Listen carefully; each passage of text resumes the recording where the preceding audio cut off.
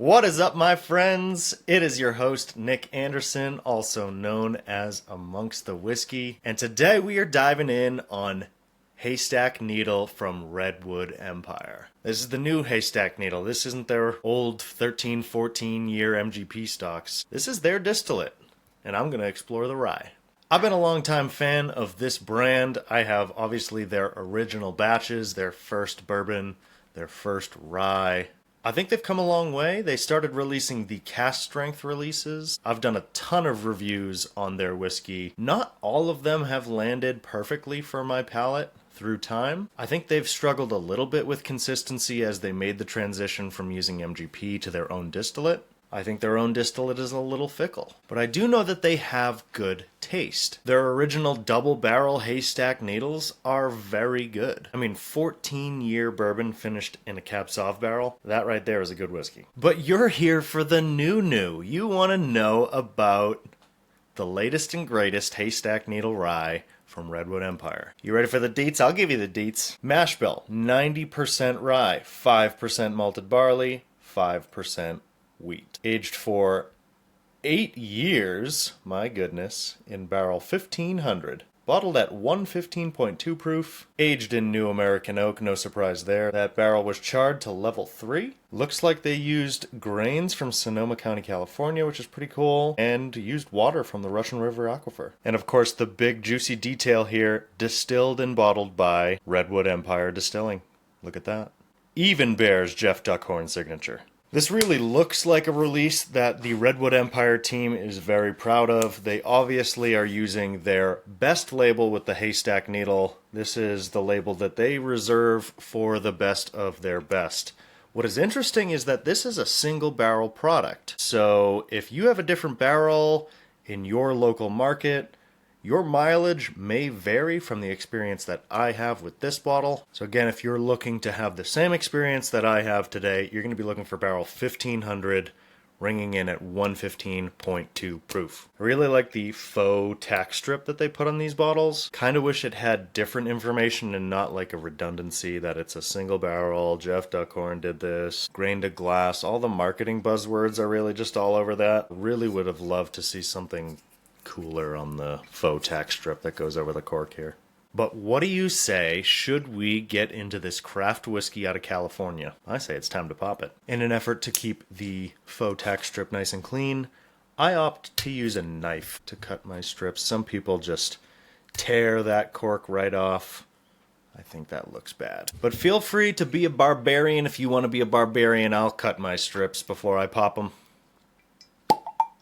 Alright, not too bad here. Let's pour the first pour of Haystack Needle. I need like a little pedestal that just displays the bottle like kind of right here as I talk about it, so that I don't have to sit here and wave it around, put it down to pick up my glass. I got just the thing. It is quite literally a pedestal. And would you look at that? The bottle under review can live right there as I talk about it. Got to work on my aesthetics a little bit. How's that? Even better. And of course, have to have a little whiskey literature. There's lots of good whiskey reads to go around. Alright, let's dive in on the nose for Haystack Needle. Alright, there is no doubt that that is a rye. Leads very citrus forward. I get a lot of like fresh earth scent. I definitely get the sense that I'm almost in a pine forest. I get a lot of those fresh spruce boughs, pine needles, really good foresty vibe to this right away on the nose. Alright, let's see what else we can find in here. Yeah, nice little bit of almost like an earthy clay. Really, the earthy tones here are very prolific. I'm quite impressed by that, actually. I very much feel like I'm getting an experience that is taking me to where this was produced. It very much feels like this is trying to be its local terroir. It feels like a very forested region of California. Maybe like a slightly mountainous region, given that I'm getting more of those high altitude, alpine kind of tree scents. The earthiness is not very rich, moist, verdant. It's very much like plants are struggling to grow here. Yeah, pretty cool nose right away. I'm going to try to put a little heat into this and see how that changes things. I'll warm this glass up in my hands, let my furnace tendencies imbue this liquid with my heat. See how warming that glass up changes the aroma a little bit. I always like to spend a good bit of time nosing before I ever take a sip. I really want to take my time with these glasses and thoroughly explore how it evolves over time. I try not to rush any of my experiences. I give all my whiskeys a good while in the glass to tell their part of the story. I want the whiskey to tell me a story. I don't want to have to read anything. I don't want to be pitched a brand story by your PR rep. I just want to experience the whiskey and try to translate that story in the words that I have through my experiences, through my palate. Your experience may vary, but if you do find yourself agreeing with me, then I think our palates likely align, and I've got a lot of good recommendations and a lot of good things that you should steer clear of. I think there's way too much fluff in the whiskey review space right now. There's no unified system of ratings or reviews that everybody uses like there is in the wine world. So it's up to independent reviewers like me to generate our own and do so in a way that holds honesty paramount. And if you have seen any of my hot takes or any of my reviews, you should be aware that honesty is very important to me. I'm all about giving feedback to consumers and feedback to distillers. What does it mean to produce a great whiskey? That's going to be my lifelong quest, I think. All right, I have warmed this glass up quite a bit. Let's see how the nose has evolved.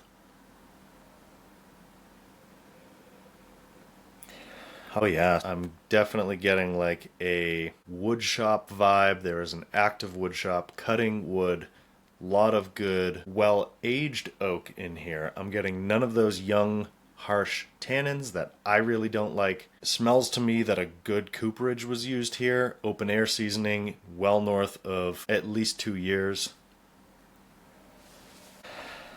And yeah, it's just got a very nice citrusy character. I get almost like an expressed lemon peel. It skirts with a little bit of a candy profile, almost like a lemon lollipop. If you've ever been to a bank in the 1990s, you got dragged to a bank against your will. The only thing that was the saving grace of going into that bank was walking out with a lemon lollipop. So yeah, not a drastic evolution in the glass as I warmed it up. So from there is where I usually say, I'm ready for a sip. Let's see what the palate does for us here today. Again, this is Haystack Needle Rye that we are reviewing here. Barrel 1500. On to the taste.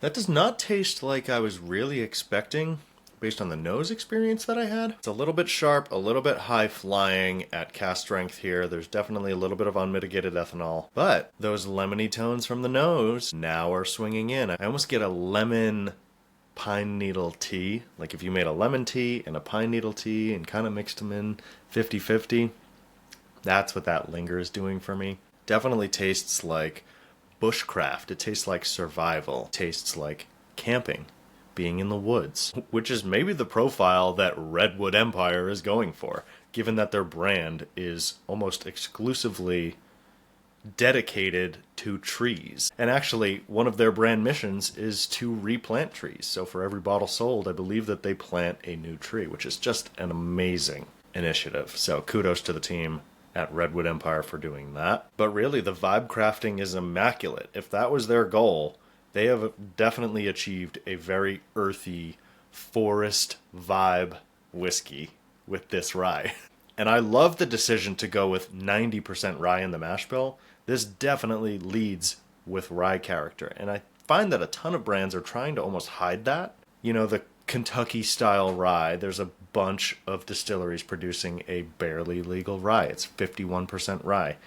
It almost tastes like a bourbon at that point. And I kind of have a problem with that mash bill. I kind of have a problem with that decision point. I think rye should be the prominent whiskey style in the United States. I think we are entering and are probably already in a rye renaissance right now. I think rye is starting to capture much more market than they used to. I think rye is coming for the the bourbon craze, rye is going to scoot on past it here because it just offers more flavor. Rye is a much more flavorful grain. It is way more dynamic. You can achieve far greater nuance in whiskey by utilizing rye grain properly. It's harder to distill. It likes to gum up stills. That's why you see a bunch of Kentucky producers that are very happy to continue to produce their high corn bourbon because it's very easy to produce. It's very easy to run through gargantuan column stills. Very few people have the time, patience, expertise to craft a really good rye whiskey. But I also believe that rye whiskey doesn't need to age as long as bourbon. Young rye whiskeys taste spectacular. Not that Haystack Needle is a young rye whiskey. This is an 8-year rye, so this is well and above where I think you need to age ryes to so that they have a good base flavor. But a 3, 4, 5-year-old rye, just fine. Rye is always good, no matter the age. Rye whiskey is king. Okay, another sip of the Redwood Empire rye here. Second sip, far less of those sharp tones. That could have been me just first sip of the day, not being ready for cask strength whiskey. The fact that this is 115 proof. Second sip, way more creamy. I get an undercurrent of marshmallow, an oiliness like flan, a little bit of raspberry tart, a plop of raisin, and the finish is just slow dragging along like a sailboat on a very comfortable breeze. Coconut husks. Ooh, okay. Returning to the nose after a few sips has some good old school funk. Little bit of butterscotch in here. Ooh, a little bit of waffle breading. Definitely some spectacular age. I don't think that the climate and where they're aging these barrels is negatively impacting its ability to mature properly. This smells like great whiskey. It almost has some parallels to Dusty Old Crow. I'm talking National Distillers Old Crow, not the swill that Beam is producing now. Okay, I gotta say, I really am enjoying this nose now. Ooh, starting to transition a little bit savory, too. I'm getting some allspice, black pepper. Just some classic wood spice here. Again, no tannins. Definitely telling me that this is a properly seasoned barrel, a properly aged whiskey. Really good wood integration on this one. This is maybe them just cherry picking a great rye whiskey single barrel. My gosh, yeah, that really smells like me falling for American whiskey. I drank Irish whiskey for a number of years before I discovered bourbon and rye, and this definitely smells like those early days of transitioning from exclusively an Irish whiskey drinker to suddenly being immersed in the world of rye in particular. Oh my gosh, the vanilla cream notes on this now are out of this world. Marshmallow is back. Lovely, lovely nose. Ooh, I could eat that right up. All right, before I wax on a little too poetic here, time for another sip. Wow. Did I mention that lemon lollipop note? There it is. Huge wave of it. Washes over the tongue. Sizzles back and forth. It hits the tip of the tongue. It hits the middle of the tongue. It hits the back of the tongue. Not quite the sides. The sides are kind of reserved for a little bit of a tea note. But my goodness, it's a little bit proof unsettling for me. That might just be me today. But the flavor that is producing, the aromas that glass is producing right now, damn good whiskey. If this kind of experience continues on, this is going to rate very highly with me when I get to my written review. I won't publish that until I've had 3 individual tastings of this bottle. This is the first of those 3. I will include this one in my well-triangulated experience when I do get to a written review. You'll find those at amongstthewhiskey.com. But don't fret, if the review for Haystack Needle is not there yet, you've got 1,000 other whiskey reviews to read on that website. I've been doing this for a number of years now. You probably see some of my work at the top of your Google searches when you're trying to find the latest and greatest whiskey batches. You've probably already read one of my reviews. If you're watching a whiskey YouTube video, I hope that you have already read one of my reviews. If you're exclusively getting your content, your whiskey content in particular, from YouTube alone, I think you're really doing yourself a disservice. I think there are a lot of misguided opinions in the whiskey tube space. So just a warning, be careful where you get your information from. There is a lot of misinformation on the internet. You'll find no shortage of whiskey chicanery anywhere you look. Back to the subject at hand. This is a wonderful rye whiskey. It did start a little bit hot and a little bit shaky at the very start, a little sharp, but I think it has settled into a very nice profile. I think with time and air, this is only going to get better. And I gotta say, that's a bit of a surprise for me. I actually went into this pour, admittedly with a little bit of expectation, and I actually expected this to fall a little flat. It exceeded that expectation. This is actually a pretty good whiskey. I think has plenty of character to satisfy the whiskey nerd, the whiskey enthusiast, the whiskey connoisseur. And if you're the type of person that's sitting here going, Nick, what are all those notes that you just spit out of your mouth? I tasted lemon. I tasted that one note that you came up with. You came up with 40. I'm going to say you're going to enjoy this pour too. If you can find that lemon note, you're doing great compared to your average non-whiskey drinker. They would try to sip this, probably throw it back a little too hard, swallow hard, and just say, oh no, I taste burn. But no, you, my dear viewer, you are one of the smart ones. You know how to drink whiskey already, and you enjoy the finer things.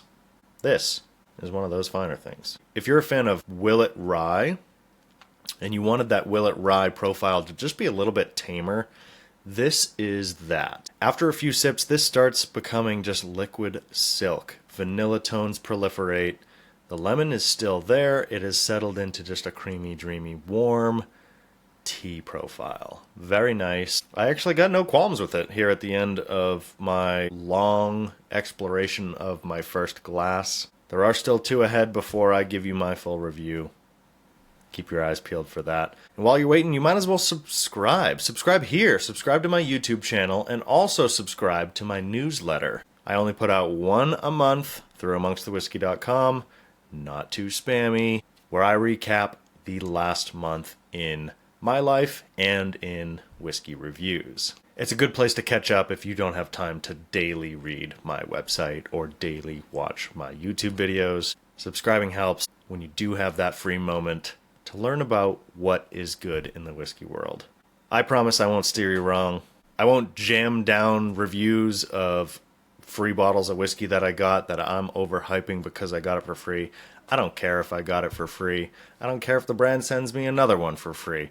I'm going to always be honest in my evaluation of that whiskey, and I think that's where I bring value to you.